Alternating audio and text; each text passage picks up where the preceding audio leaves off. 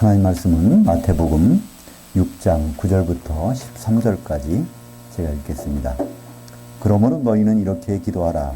하늘들에 계신 우리 아버지여, 아버지의 이름이 거룩히 여김을 받으시오며 아버지의 통치가 임하시오며 아버지의 뜻이 하늘에서 이루어진 것 같이 땅에서도 이루어지이다. 오늘 우리에게 내일의 떡 한 덩이를 주시옵고 우리가 우리에게 빚진 자들을 사하여 준 것 같이 우리의 빚들을 사하여 주시옵고 우리를 시험에 들게 하지 마시옵고 다만 악한 자에게서 구하시옵소서. 대개 통치와 권능과 영광이 아버지께 영원히 싸움나이다. 아멘. 오늘 말씀을 가지고 주기도문 하늘들에 계신 우리 아버지여 라는 제목으로 말씀을 나누겠습니다.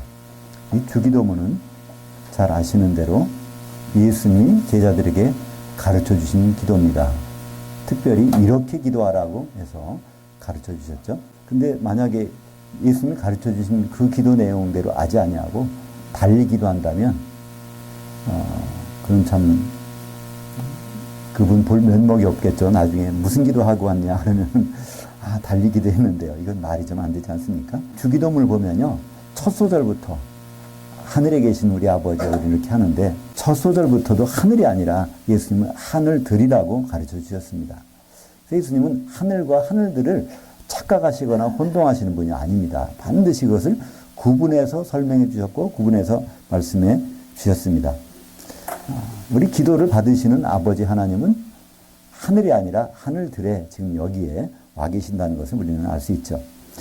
기도라고 하는 것은 우리가 어렵게 생각하는데요. 기도라고 하는 헬라의 원문을 보면 프로스 유케라고 합니다. 프로스라는 것은 누구를 향하여, 유케라는 것은 바란다. 그러니까 그분을 향하고 그분을 바라는 것.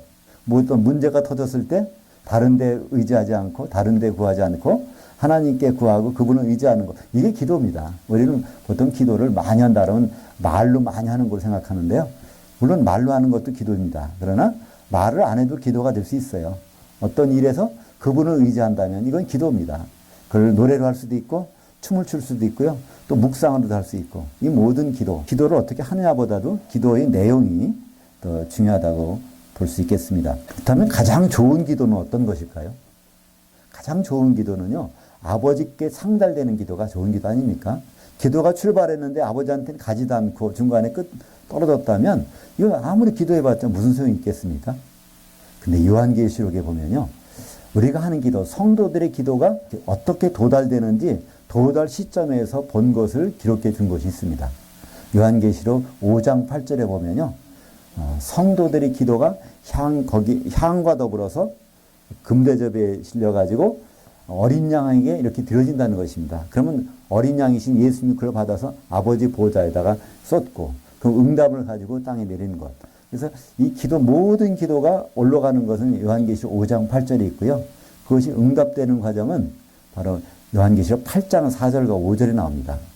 근데 거기서 공통점이 있어요. 물론 우리말 번역은요, 향이 기도라고 번역되어 있는데요. 그건 번역이 잘못됐습니다. 바로 대접들이 성도의 기도라는 겁니다. 근데 거기에 모든 대접에는 향이 있었어요. 그러니까 향이 들어있지 않은 그 기도라는 것은 거기에 도착이 안 된다는 뜻입니다. 그죠? 여기서 많이 기도하지만요, 거기에 향이 안 담긴 기도는 올라가다가 뚝뚝 다 떨어지는 거예요. 아버지께는 도달하지 않습니다. 첫째, 예수님의 손에 도달을 안 해요. 예수님의 손에 도달을 해야 예수님이 그걸 금향로에 받아서 아버지 보좌에 드리는데 예수님께 도착하는 기도는 다 향이 있어야 된다는 것입니다. 그렇다면 하나님이 받으시는 향기는 무엇일까요? 그건 출애굽기 30장에 설명이 나와 있습니다. 그러니까 다른 향은 안 받겠다는 거예요. 그리고 그런 향을 함부로 만들어서 우리가 냄새 맡는다면 그 사람은 죽는다는 겁니다. 도대체 출애굽기 30장에 나오는 향은 어떤 향일까요? 거의 5가지 재료가 나옵니다. 그러니까 소합향, 나감향, 풍자향, 유향에다가 소금을 섞어서 드리는, 요거는 다른 사람들이 받으면 안 된다는 겁니다. 그러니까 하나님이 그것만 받으시겠다는 거예요. 이 소합향이라는 건 무엇일까요? 그것은요, 나무의 진액이 굳어져서 가루가 된 겁니다. 아니면 송진 같은 거죠. 이것이 식물성 진주라고도 합니다.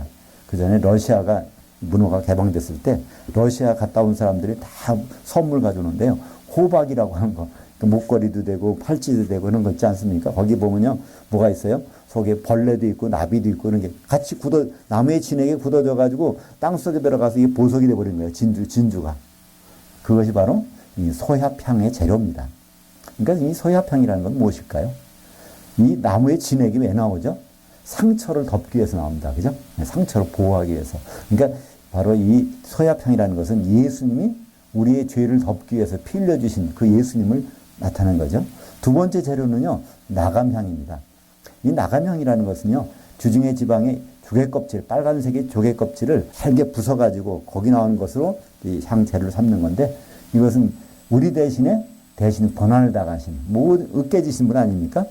바로 예수님의 대신 고난받으신 것을 나타내는 것이죠. 왜냐하면 구약성경의 모든 것은 예수님을 증언하는 책이라고 그렇게 말씀하고 있기 때문이었습니다. 세 번째 재료는 풍자향입니다.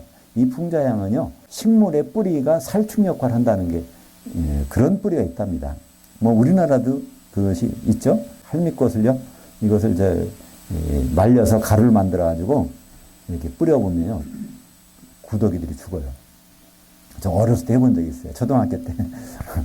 우리 재래식 화장실에 여름이 되면 거기 그냥 우글우글 하잖아요. 그 얘기를 듣고 산에 가서 할미꽃을 갖다가 그 뿌리를 캐가지고 했더니 정말 구더기들이 없어지더라고요. 그러니까 한마디로 뭡니까? 우리는 예수를 믿었어도 여전히 죄를 짓잖아요. 그죠? 그거를 계속 치료해 주시는 분, 끝없이. 그러니까 예수님은 우리의 모든 악한 것에 대해서 살충제 역할을 해 주신 분이죠.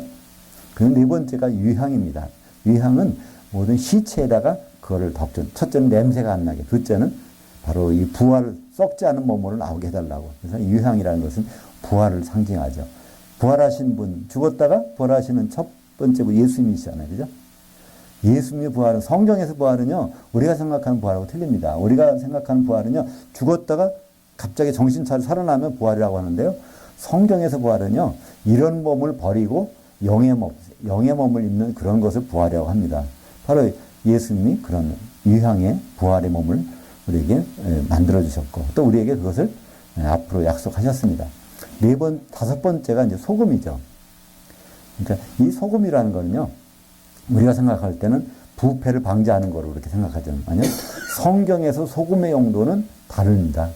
성경에서 소금의 용도는요, 뭉치는 거예요. 이게 화합하는 겁니다. 마태복음 9장 50절에 보면 예수님이 그걸 설명하고 있죠. 너희 가운데 소금을 두고 서로 화목하라. 이게 소금이라는 것은요, 밀가루 반죽해 보시면 아시겠지만, 이 소금을 반죽이 잘 안 되면요, 소금 넣으면 반죽이 잘 된다고 그래요. 그래서 보통은 반죽을 가늘게 하려면 끊어지잖아요. 그때는 소금을 좀 많이 넣고 하면요, 이게 그냥 안 끊어지죠. 그래서 보통 라면 국물을 마시지 말라고 그러잖아요. 왜 그럴까요? 라면 이게 가늘게 뽑다 보니까 이 소금을 많이 넣는다는 거예요. 그래서 거기에 이제 나트륨이 많이 들어있다는 것이죠. 일단 소금이 들어가면 이게 잘 뭉치는 것이죠. 그래서 이 하나님이 받으시는 향은요, 소합향, 나감향, 풍자향, 유향, 소금이 들어가 있는 그걸 만드는 것을 드려야 되는데, 이것은 바로 누구의 향일까요? 예수님의 향입니다. 그죠? 예수님 냄새가 나야 된다는 거예요. 그러니까 우리가 하는 기도 속에 예수님의 냄새가 담겨지는 거 아니면은요, 위에 가다가 뚝뚝뚝 떨어져서 거기 어린 양의 보좌에서 예수님 받으실 때는요, 향이 있는 것만 거기에 도달된다는 것입니다. 그렇기 때문에 가장 좋은 기도는 뭘까요? 예수님이 받으시는 기도. 그럼 가장 좋은 기도는 결국 예수님이 가르쳐 주신 기도겠죠. 그죠? 우리는 주기도문을 많이 합니다. 그죠? 하늘에 계신 우리 아버지여, 이름이 거룩히 여김을 받으시면, 이걸 많이 암송해요. 그러나 그 내용이 예수님이 가르쳐 준 내용과 동일하면 괜찮은데, 다른 내용이라면은 그거 아무리 해봐야 올라가다 뚝뚝 떨어질 거 아닙니까? 근데 제일 중요한 거는, 모든 기도는요, 일단 아버지께 직접 가는 법이 없습니다. 그죠? 요한계시록 그걸 확인하고 있잖아요. 그죠? 모든 기도는 어린 양이 받아서 금양로에 담아서 아버지 보좌에다 드리는 것이기 때문에, 예수님을 통하지 않고서는 기도는 응답이 없습니다. 만약에 응답이 있다면 그건 이상한 기도겠죠. 그래서 우리는 이 주기도문은 얼마나 중요한지 모릅니다. 예수님이 이렇게 기도하라고 그랬으니까요. 그죠? 근데 우리는 가급적이면 달리 기도하려고 그래요. 조금 더 연구를 해가지고 많이 써보고 연구를 해서 거창한 내용, 성경 구절을 많이 집어넣어가지고 기도하려고 하는 사람들도 좀 있지 않습니까? 근데요, 예수님은 그렇게 말씀하셨어요. 이렇게 기도하라. 너희는 이렇게 기도하라. 이렇게 말씀하고 있습니다. 근데 우리는 기도할 때 기도 제목들이 많이 있지 않습니까? 근데 주기도문에는 전제 조건이 있어요. 주기도문이요, 마태복음 6장 9절부터 시작되는데요. 8절에 중요한 말씀이 있습니다. 바로 너희가 기도할 때 너희에게 있어야 될 것을 다 아셨느니라. 그때 아셨느니라는 완료형입니다. 그러니까 너희가 기도하려고 딱 하는 순간에 아버지 하나님 우리의 기도 내용을 다 알아들으셨다는 거예요. 그렇다면 우리는 그 내용을 반복할 필요가 없지 않습니까? 그죠? 기도를 하지 말라는 얘기가 아닙니다. 기도할 내용을 많이 써야 돼요. 그러나 기도하려고 하는 순간에는 아버지께서 그걸 알아들으셨어. 근데 응답은 아버지께 가장 적절한 시기에 응답을 해 주실 것을 우리가 믿고 그 순간부터는 바로 예수님이 가르쳐 주신 기도대로 하는 것입니다. 그죠? 그것이 바로 정확히 하는 기도겠죠. 그래서 첫 번째, 마태복음 6장 8절에 그러므로 그들을 본받지 말라. 구하기 전에 너희에게 있어야 할 것을 하나님 너희 아버지께서 아셨느니라. 그래서 주님은 그러므로 너희는 이렇게 기도하라. 이렇게 말씀하십니다. 헬라어에서는 성경이 기록된 헬라어에서는 명령법이 두 종류입니다. 원래 영어에서는 명령법이 한 가지밖에 없잖아요. 동사의 원형을 쓰면 명령이 됩니다. 근데 헬라어에서는요, 두 가지 방법이 있어요. 동사의 과거형을 쓰면 한 번만 하라는 뜻이고요. 동사의 현재형을 써서 명령을 하면요, 이거는 끝까지 그만두라고 할 때까지 계속 하는 건데요. 너희는 이렇게 기도하라는 예수님의 그 명령은요, 현재형 명령이에요. 그러니까 우리는 예수님이 그걸 중단하지 않았기 때문에 계속 그렇게 기도해야 되는 거예요. 그러니까 주기도문이라는 그 내용의 형태는 우리가 주님을 만날 때까지 그분이 바꾸지 않는 한은 그렇게 해야 된다는 것이죠. 그렇다고 우리는 주기도문을 암송하면 될까요? 그 예수님 말씀은요, 암송하라는 뜻이 아니겠죠. 그죠? 주기도문, 예수님 가르쳐 주신 기도에 입각해서 거기에 맞춘 기도가 하나님께 상달된다는 뜻이죠. 우리 기도를 한번 다시 들어가 보죠. 하늘들에 계신 우리 아버지요. 우리가 읽은 그 주보에 보면 그것을 원문에 있는 대로 옮겨놨습니다. 가급적. 그러면 하늘들에 계신 우리 아버지로 시작됩니다. 그럼 예수님은 지금 어디 계시죠? 예수님 여기 안 계세요. 많은 분들은 예수님이 여기 계시다, 나와 함께 있다 그러는데요. 예수님이 여기 계시다는 건 이상합니다. 왜 그렇죠? 내가 가면 그를 보내신다 그랬어요. 내가 가지 아니하면 그분이 오시지 아니할 것이요. 내가 가면 그를 보내리. 그러니까 여기 성령님이 계시다고 한다면 예수님은 이미 거기 가신 거잖아요. 그러니까 예수님은 지금 셋째 하늘에 계십니다. 하늘에 계세요. 단수의 하늘. 요한복음 인자 외에는, 하늘에서 내려온 인자 외에는 하늘에 올라간 자가 없느니라. 그러니까 사람 모습을 하고 셋째 하늘에 있는 그 분은요, 예수님밖에 없다는 거예요. 거기 아무도 없다는 얘기가 아닙니다. 그 천사들이 얼마나 많은지 몰라요. 그죠? 근데 사람 모습으로는 예수님밖에 없다는 거예요. 어떤 분들이 이렇게 얘기해요. 엘리야가 승천했는데? 근데 성경에 보면 열왕기하 2장 1절과 11절에 보면요, 엘리야가 승천한 게 아니라 하늘 원문에는요, 샤마임으로 하늘들을 내팽개쳤다고 이렇게 나와 있어요. 그죠? 바로 예수님은 거짓말하지 않는 분이잖아요. 나 외에는 셋째 하늘이 없다고 그랬는데 엘리야가 거기 있겠습니까? 더구나 엘리야가 그 사건이 있은 다음에 나중에 예수님 모셔서 말씀하신 건데, 그죠? 거기에 엘리야가 없다는 거예요, 셋째 하늘에는. 그래서 예수님은 하늘에 계시지만 아버지 하나님은 하늘들에 계시다는 겁니다. 그래서 하늘들에 계신 아버지께 기도하라는 거예요. 이게 얼마나 중요한지 몰라요. 우리는 보통 기도를 목청껏 하잖아요. 왜 그럴까요? 멀리 계신 분이 안 들을까봐, 못 들을까봐. 근데요, 여기 다 듣고 계시다 그러면요, 조근조근 해도 알 수 있고요. 생각만 해도 그분은 알아들으셔요. 그죠? 마음의 중심을 보시니까. 더구나 이 하늘들이라는 것은요, 그 단어를 저는 들으면요, 감격스러워요. 성경의 창세기 1장 1절에 나오는 것이 바로 하늘들입니다. 하나님은 하늘들을 창조하셨어요. 그러고서 그분의 계획이 다 성취가 되면 마지막에 하늘들을 치워버릴 거예요. 그러니까 하늘들이라는 것은요, 그분이 창조해놓고 멀리서 너들 잘 해봐 그런 뜻이 아니에요. 창조해놓은 다음에 그 속에 들어오셔서 지금 일을 같이 하시자는 거예요. 그래서 하늘들에 계신 우리 아버지요. 그것은 뭐예요? 노아 방주 사건에도 그게 똑같습니다. 노아에게 뭐라고 그래요? 방주를 만들라. 그래 방주가 되잖아요. 노아야 너희 방주 안으로 들어와. 이미 방주가 다 된 다음에는요. 거기서 노아를 불러들이세요. 아브라함도 마찬가지입니다. 갈대아 우르로부터 하란 땅을 거쳐서 올 때요. 아브라함 내가 지시한 곳으로 너는 가라고 안 그랬어요. 우리말로는 가라고 돼 있는데요. 정확한 말은요. 오라는 거예요. 이미 하나님 가나안 땅에서 기다리고 계신 너 이리 와 이렇게 하는 거예요. 그죠? 이미 하나님이 계획한 그곳에는 하나님께서 함께 하신다는 것입니다. 지금도 우리는 예배를 드리는데요. 이 예배가 막 어디 가는 것이 아닙니다. 여기 와 계신 그 아버지께 우리는 지금 이 예배를 드리는 거예요. 다만 우리가 눈으로는 보지 못할 뿐이죠. 눈으로 보지 못한다고 없는 건 아니잖아요. 그죠? 눈으로 보지 못하는 거 없는 것이 너무나 많잖아요. 그죠? 이곳에는 천사도 와 있을 거고 또 방해하는 악한 세력도 분명히 와 있을 것입니다. 도대체 하나님은 왜 하늘들을 창조하셨을까요? 그것은 그거를 아는 방법이 있습니다. 하늘들을 왜 창조하셨을까? 또 여기다 지구도 왜 창조하셨을까? 아는 방법은요. 하늘들을 지워버리실 때 뭐가 나타나는가 보면 알 수 있어요. 그죠? 그렇잖아요. 우리가 어떤 사람이 그냥 멍석을 깔아놓고 뭐 한단 말이에요. 무슨 일을 하지? 멍석을 치울 때 남는 거 보면 그거 나오잖아요. 그죠? 방에다가, 거실에다가 잔뜩 발려놨어. 그 다음에 그걸 다 치울 때 보니까 김장김치가 딱 떠 있어. 아, 김장하려고 저렇게 하고 있구나. 우리는, 그래서 하나님이 왜 태초에 천지를 창조하셨는지 궁금하시잖아요? 그거 간단합니다. 하늘들이 없어질 때가 있어요. 요한계시록 21장에 보면요. 이게 다 없어졌다는 거예요. 그리고 새하늘이 나타난 거예요. 그죠? 근데 거기에 뭐가 있어요?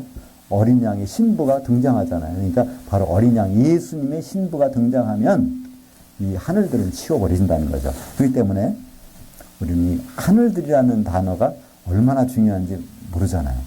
근데 우리는 주기도문을 하시면서 하늘들이라는 단어를 별로 안 하잖아요. 그죠? 아예 없으니까. 여기 보면 없어요. 그죠? 성경책에도 안 나오고 그냥 하늘로 돼 있어요. 그러니까 그 멀리 거기에 계신 예수님 계신 곳에 거기 계신 이렇게 아버지. 물론 아버지 하나님은 거기도 물론 계세요. 어디나 계신 분이니까. 그러나 여기 성경에서 말씀하신 분은 여기에 와 계신 아버지 하나님을 예수님은 우리에게 소개하고 있는 것입니다. 두 번째 구절이 뭐죠? 아버지 이름이 거룩히 여김을 받으시오며. 주기도문을 보면요. 세 가지가 먼저 나와요. 아버지에 대한 걸 기도하라는 거예요. 첫째는 이름이고요. 두 번째는 나라. 세 번째는 뜻. 이게 나옵니다. 아버지의 이름이 거룩히 여김을 받으시오며. 그렇다면 이름이라는 것은 그의 명예고요. 특별히 아버지 이름이 뭘까요? 성경에서는 그 아버지 이름을 소개하는 것이 나옵니다. 출애굽기 3장 14절에 보면 모세에게, 그러니까 모세에게 너는 이제 이 미디안 광야에 호렙산에서 나가서 애굽에 가서 그 백성을 다 데리고 내가 인도하는 가나안 땅까지 데리고 가야 된다 했더니 백성들이 누가 보냈다고 물으면 뭐라고 대답할까요? 그때 바로 우리 하나님이 말씀하신 것이 출애굽기 3장 14절입니다. 하나님이 모세에게 이르시되 나는 스스로 있는 자이니 또 이르시되 이스라엘 자손에게 이어 지르기를 스스로 있는 자가 나를 너에게 보내셨다 하라. 우리말 번역은 그렇게 돼 있어요. 하나님은 스스로 있는 자라는 거예요. 그러니까 그분은 누가 만들어준 것이 아니라 스스로 그냥 가만히 계시고 이런 분이다. 거룩한 분이다. 이렇게 하는데 이 스스로 있는 자라는 것은 우리말 번역이 잘못된 거고요. 영어 번역도 잘못됐어요. 영어 번역은 I am that I am. I am who I am. 그래서 그렇게 해놨는데요. 한마디로 I am이라는 것은 현재형 아닙니까? 근데 거기서 나오는 원래 문은요. 현재형이 아닙니다. 미완료형이에요. 미완료라는 것은요. 히브리 문법에서 미완료는요. 과거에 진행되어 있거나 앞으로 일어날 현재는 절대로 아니야. 근데 현재가 절대로 아닌데 우리말 성경이나 영어 성경에는 그걸 현재로 번역해 놓은 거죠. I am that I am.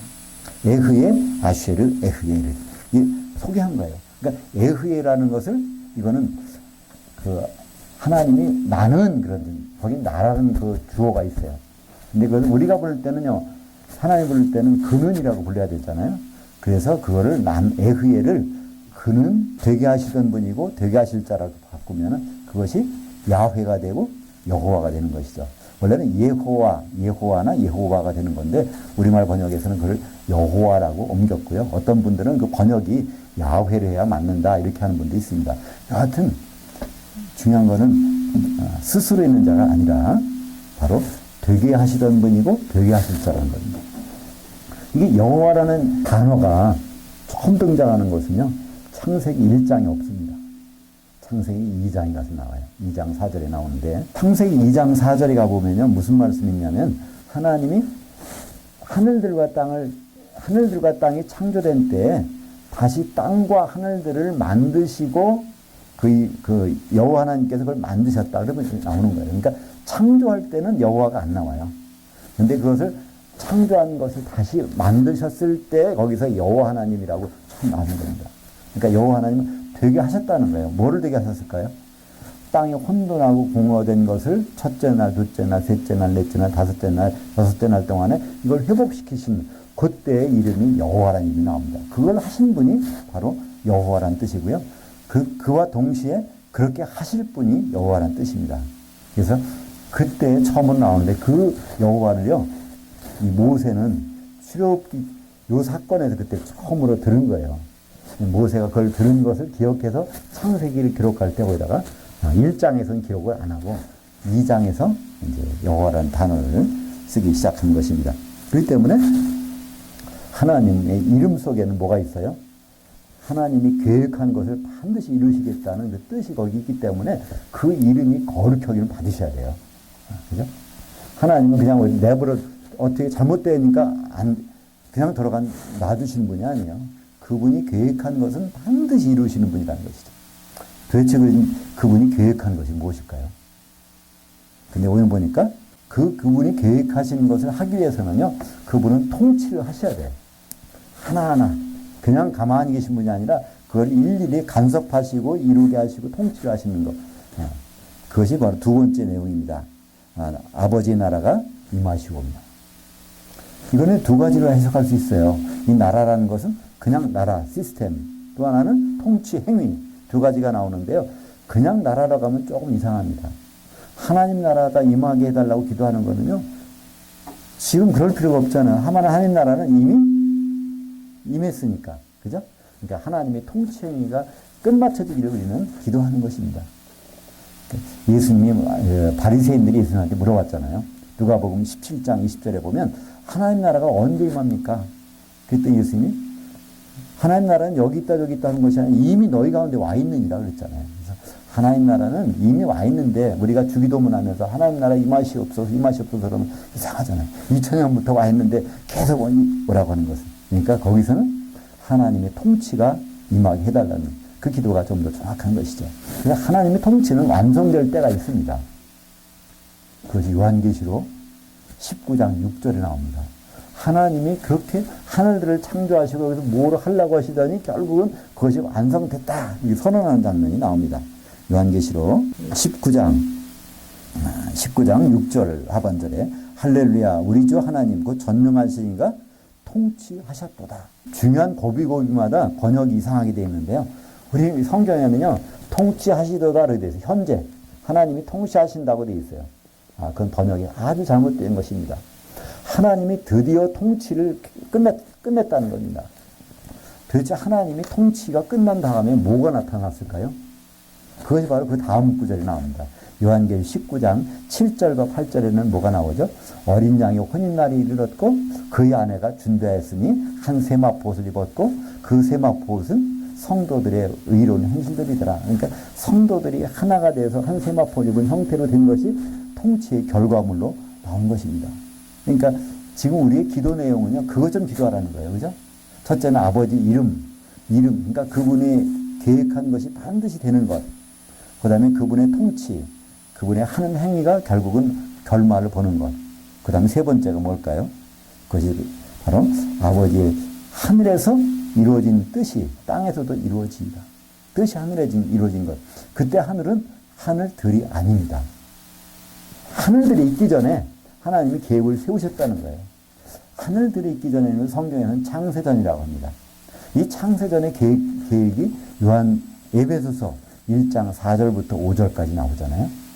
창세전에 그리스도 안에서 우리를 예정하시고 우리를 택하셔서 그리스도로 말미암아 그의 기쁘신 뜻대로 우리를 하나님의 아들들로 세우셨다는 것입니다. 우리를 하나님의 아들들로 자녀들로 세우신 목적이 그 다음 절에 나옵니다. 에베소서 1장 6절에 보면 이는 그의 사랑하는 자 안에서 예수님이죠.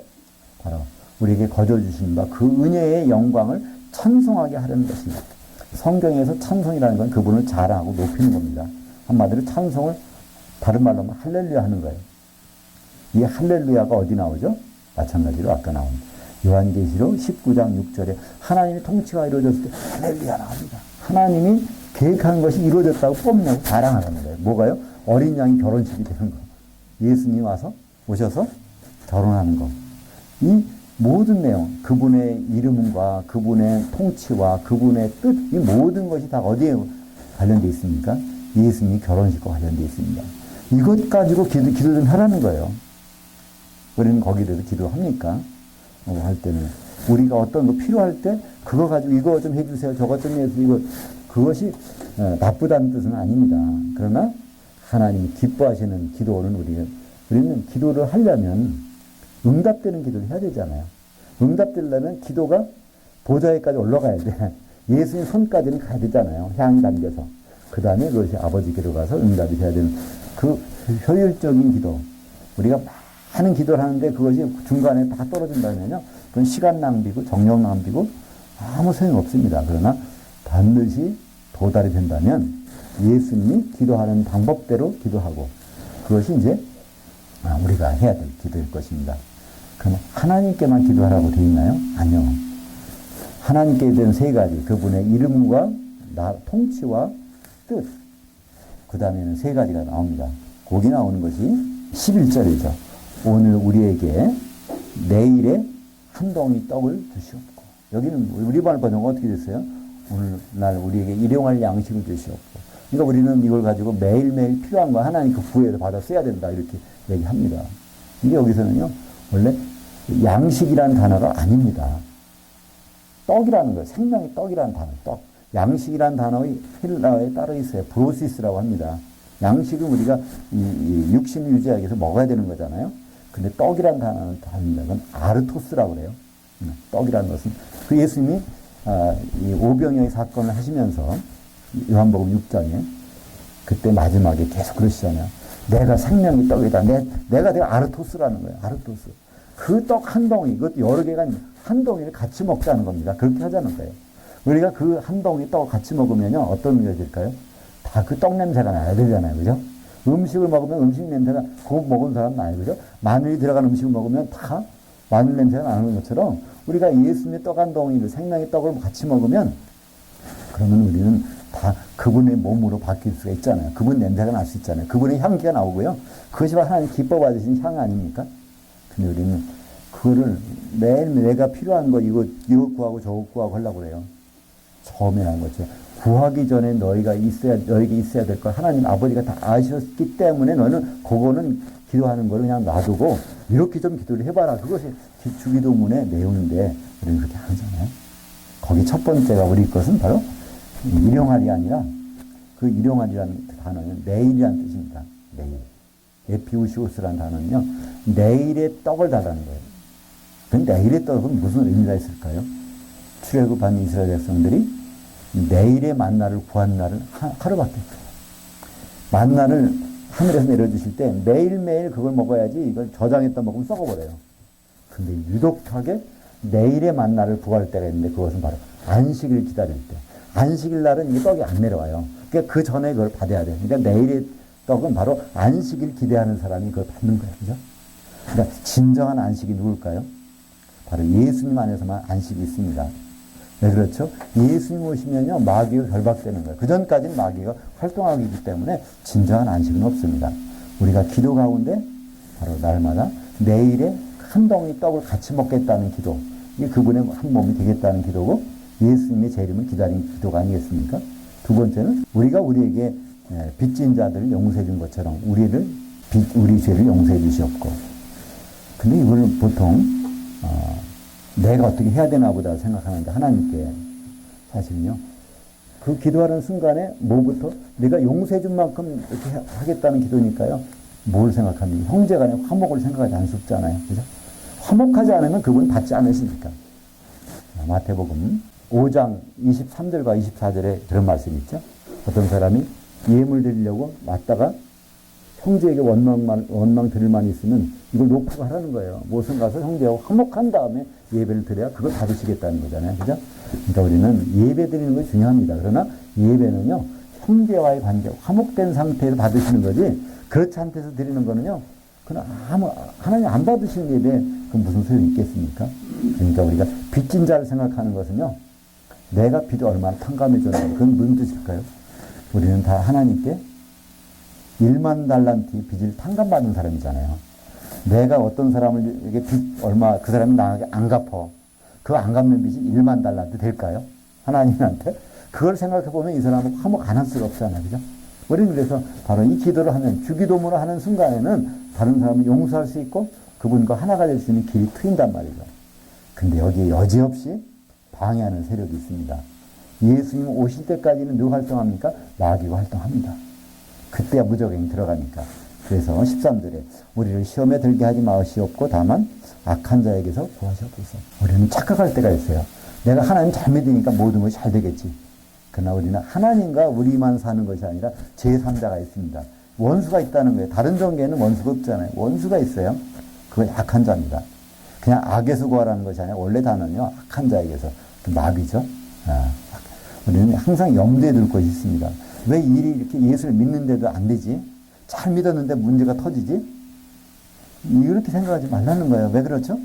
아직은 필요에 의해서 악한 자를 남겨두셨기 때문에 그렇습니다. 하나님이 허용하신 거예요. 욥이 그런 참 많은 시험을 당할 때, 재산도 날라가고 자녀도 다 죽어버리고 몸에 병이 들고 그런 상황이 있을 때요. 그 하나님은 허용하신 거였잖아요. 그죠? 하나님이 허용하신 범위 내에서 우리는 어떤 일들을 당할 수 있습니다. 근데 그것은 끝이 아니기 때문에 염려하지 말라는 것이죠. 그래서 우리가 우리를 시험에 들게 하지 마시옵고 악한 자에서 구하시옵소서를 우리가 하는 동안에는 이해가 되잖아요. 내가 처한 환경이 이해가 됩니다. 이런 기도 할 때는. 이런 기도 안 하다 보면 왜 하나님이 이렇게 하실까? 주기도문은요, 우리를 이해할 수 있도록 하고 우리를 그분의 뜻 가운데로 인도하는 그런 기도가 되는 것이죠. 그 마지막에 대개 나라와 권세와 영광이 아버지께 영원히 있사옵나이다. 근데 대개라는 말을 보통은 빼요. 그죠? 일반적으로. 기도하는데 왜 대충대충 하라는 기도는 없다. 그래서 그 대개라는 말을 대충대충이라는 거 빼버립니다. 그래서 뺐다고 그래요. 번역하는 분들이. 근데 이 대개라는 것은요, 고옵니다. 왜냐하면 이런 기도를 할 수 있는 그 당당한 내게 자격이 있다는 거예요. 누가? 하나님 아버지께서 이런 분이기 때문에. 그죠? 그 내용이 바로 아버지의 원래 나라와 권세와 영광인데 정확히 말하면 아버지가 통치하셔. 지금도 끝까지 통치의 결과물이 있을 때까지. 두 번째는 바로 권세가 아니라 권능입니다. 그걸 하실 만할 수 있는 그 능력이 이분 다 있으신 분. 권능. 그리고 영광이 있다는 겁니다. 영광이라는 건 뭐죠? 하나님의 감춰진 것이 드러나는 것이 영광입니다. 그죠? 하나님은 계속 뭐를 구상하고 계신데 결과물이 딱 드러나면 그 영광이에요. 우리는 영광을 좀 어렵게 생각하는데요. 하나님만이 하실 수 있는 일이 드러나는 현장을 가지고 영광입니다. 그래서 맨 마지막에 나오는 영광이 뭐죠? 아버지 영광을 찬송하는 건요. 예수님이 결혼식이 이루어질 때 그때가 할렐루야가 찬송이 울려 퍼지는 가장 큰 영광이죠. 하늘들의 나라는 바로 이 천국은 하늘들의 나라를 번역하는 것입니다. 그러니까 우리는 천국 하늘 멀리 있다고 생각하면 절대로 안 됩니다. 땅수의 하늘이에요. 바로 보이는 하늘과 안 보이는 하늘 겹쳐있는 이곳이 바로 하늘들이고 여기 있는 통치 영역이 하늘들의 나라고 천국이라고 번역되어 있습니다. 근데 여기는 바로 예수님은 여기 안 계십니다. 예수님은 여기로 오시려고 그래요. 그냥 공중이라는 곳이 하늘들에 있는 한 곳이니까 거기로 오시면 우리는 그분을 만나러 올라갈 것입니다. 그렇기 때문에 우리는 이 하늘들이라고 하는 단어 발음하는 순간부터 저는 이걸 생각하고 발음하면요 감격이 넘쳐요. 그죠? 창세기 1장 1절에 하나님이 하늘들을 창조해 놓고 그분의 꿈꾸신 것을 생각하게 되면요. 야, 하늘들 가운데 다 완성되면 이걸 치워버려야지. 뭐가 나오면 어린 양의 혼인식이 되는 거죠. 천년왕국이 이루어지고 하늘들은 없어집니다. 예수님이 재림하시면서 없어지는 건 아닙니다. 천년왕국이 지난 다음에 처음 없어진다는 얘기가 어디 나오냐면요. 요한계시록 20장 11절에 보면 백보자 심판이 딱 펴지는데 거기에 하늘 땅이 사라져 본 거예요. 그죠? 그러고 나서 이제 새하늘과 새 땅이 나오게 되는데 그때가 천년왕국 때는 우리 보고 시컷 왕노로 하는 기회를 주시기 위해서 그러고 난 다음에 천년왕국 하늘들에 있습니다. 그 다음에 이제 이것이 없어지게 되는 것이죠. 바로 하늘들의 나라 천국에서는요. 성도들이 예수님과 결혼할 준비를 하는 기회를 주신 것입니다. 그래서 여기서 우리가 이 세상에 사는 것은요. 천국 생활을 하는 것은요. 다른 시간에 뺏긴다면 이거는 잘못된 것입니다. 물론 다른 거 할 수도 있어요. 여기서 세상 일도 해야 되고요. 또 교회 일도 해야 되고요. 또 전도도 해야 되고 찬송도 해야 되고 뭐 여러 가지 할 일이 많이 있어요. 그러다 막상 그것만 하고 예수님과의 결혼 준비를 못했다고 하면 그거는 참 낭패 아닙니까? 그죠? 왜냐하면 그것은 주기도문의 내용과는 전혀 관계없으니까 예수님의 결혼식과는 관계없는 내용이니까 그렇습니다. 이제 하늘들이 사라지기 전까지 우리에게 허락하시는 그 일들을 우리는 지금부터라도 생각하며 할 때입니다. 그것은 바로 주기도문을 다시 한번 생각할 때마다 하늘들에 계신 우리 아버지여라는 것을 발음할 때 우리는 하나님의 생각으로 돌아갈 수 있을 것입니다. 기도하겠습니다. 하나님 아버지 감사합니다.